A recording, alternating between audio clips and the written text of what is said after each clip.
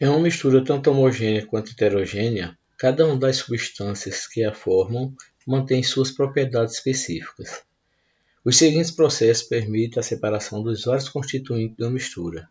Cada um destes processos tem uma utilização bem definida, dependendo do tipo e das propriedades dos componentes da mistura. A aplicação deste processo deverá ser pensada caso a caso. Poderão haver misturas que necessitem de mais do que um processo para a completa separação dos seus constituintes.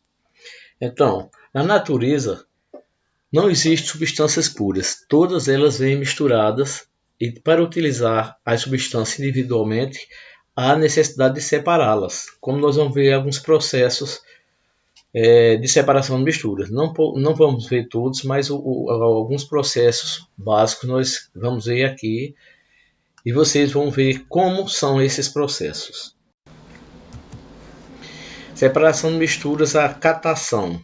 Como o próprio nome diz, né, catação é catar, é separar as misturas com as mãos ou com a pinça, e as características delas são sólidos, né, de tamanhos diferentes, que facilita essa separação. Nós temos o exemplo aí do feijão, né, que são separados das impurezas. Vocês sabem que o feijão sempre vem com palhas, com pedras, e há necessidade de separar essas impurezas do feijão. Então, é um exemplo de separação de misturas chamado catação. Nós temos também a peneiração, né, que é utilizado para separar materiais sólidos de diferentes tamanhos através de uma peneira. Temos como exemplo prático, na construção civil, a separação da areia grossa da areia fina, né? Então, eles fazem uma peneiração da areia para aproveitar a areia fina na construção civil e a areia mais grossa é descartada. Temos também a ventilação, que é a separação de sólido pela diferença de densidade, né? Ou seja, os mais leves são separados por uma corrente de ar. Temos aí um exemplo da palha de arroz, que normalmente ele separa o arroz da palha usando uma peneira, o tames, que é uma peneira grande também, e jogando para cima e o próprio vento separa levando a palha. E às vezes usa um ventilador também para facilitar essa separação.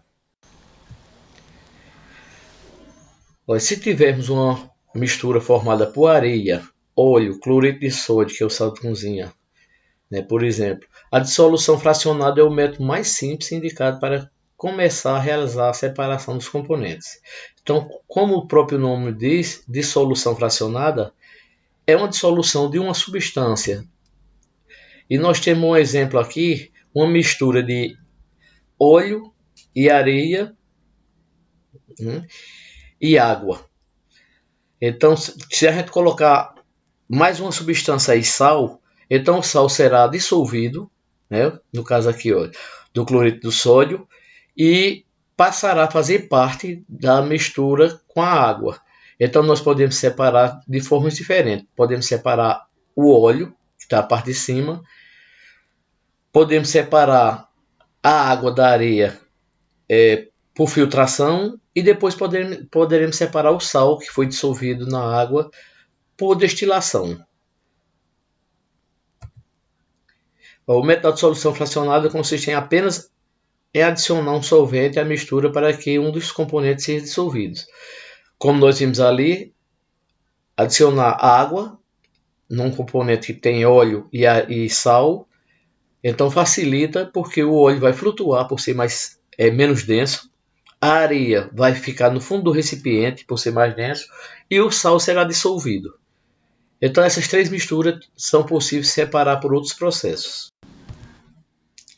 Centrifugação é um método de separação que força, né, os produtos ir para o fundo de um recipiente. É muito utilizado para os exames de sangue, onde eles usam um centrifugador, que é um aparelho que coloca uns vidrinhos com sangue e giram em alta velocidade, fazendo que os componentes da mistura se separem, né? O plasma do sangue e a parte sólida são separados e assim facilita para eles poderem elaborar o exame. Filtração é um processo de separação e mistura que se usa filtros, né? Então tem vários tipos de filtração. Nós temos no primeiro exemplo aqui uma filtração que usa um papel filtro e colocando um funil, e você vai colocando a mistura e vai passando na parte líquida e o sólido vai ficando no funil do papel filtro. E temos também um exemplo de uma cafeteira, né? Onde o coador de café funciona como um filtro, separando o pó do café, né, do café em si. Evaporação também é um processo muito utilizado para separar muitos tipos de substâncias. E um exemplo mais prático são as salinas, né? Onde se separa o sal da água do mar. Então, eles recolhem a água do mar, colocam em grandes tanques de profundidade pequena, mas de grande extensão, e deixam exposto ao natural. E com o calor do sol, a água vai evaporando e fica só o sal, que depois será levado para a refinaria, né? E acrescentado iodo para a produção, para poder ser distribuído para a população. Destilação. Destilação também tem vários processos, mas o mais comum é o que se usa um destilador, que é esse aparelho que vocês veem aí, né, que existe em laboratórios, onde se separa a substância por diferença do ponto de ebulição. Então, como toda substância tem um ponto de ebulição diferente, então se aquece e aquele que tem o ponto de ebulição mais baixo vai evaporar, passa por um condensador, se condensa e volta ao estado líquido. Então, separando as duas substâncias. Então, existem muitos processos práticos com outros destiladores que podemos até improvisar com material descartável, que também funciona não tão bem como o de laboratório, né? Que é controlado por termômetro, a temperatura é controlada, mas grosseiramente podemos separar algumas substâncias sem ter esse controle, mas que também funciona. A separação magnética é a separação de substâncias sólidas, onde uma das substâncias é magnética, ou seja, é atraída por um ímã. Então a gente aproxima um ímã e a substância ferromagnética é atraída pelo ímã, se separando da outra que não é. Outro tipo de destilação, né, muito usado e que nós podemos citar aqui como exemplo é o refino do petróleo, né?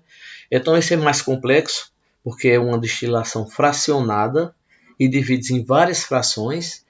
Quer dizer, o petróleo ele tem vários componentes que são separados de acordo com o tipo, o ponto de ebulição de cada um, que são diferentes. São vários produtos que formam o petróleo, né?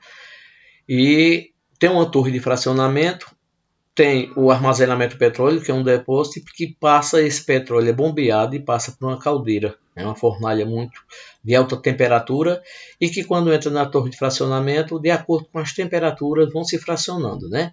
O que tem a temperatura, o ponto de ebulição mais baixo, que é no caso da parafina e o asfalto, né? Que são os resíduos. Então são os primeiros a se depositar em uma parte da torre de fracionamento, ficando separados. Logo em seguida, a substância que tem um ponto de ebulição logo acima da parafina e do asfalto é o óleo lubrificante, que quando chega também em seu ponto de ebulição, também passa ao estado, né, líquido e fica depositado também em outro recipiente. E de acordo com esses pontos de ebulição vão sendo fracionados. A cada temperatura, ponto de ebulição, essas substâncias vão sendo depositadas em um recipiente. E por último, né, da torre de fracionamento, são os gases que chegam a temperatura mais fria que a temperatura ambiente, em média de 25 graus Celsius, 27, e que ainda em forma de gás são também armazenados em depósito. Cada fracionamento dele tem uma utilidade, né? O asfalto é muito utilizado em pavimento de estradas, né? As pistas que são construídas. A parafina é muito utilizada em outros produtos, como fabricação de velas. O óleo lubrificante são utilizados para lubrificar diversos tipos de máquinas, né? Como tratores, caminhões. Tem o óleo combustível, que é um combustível dos carros a diesel, né? Como caminhão, tratores e outros. Existe o querosene, que também serve como combustível de avião.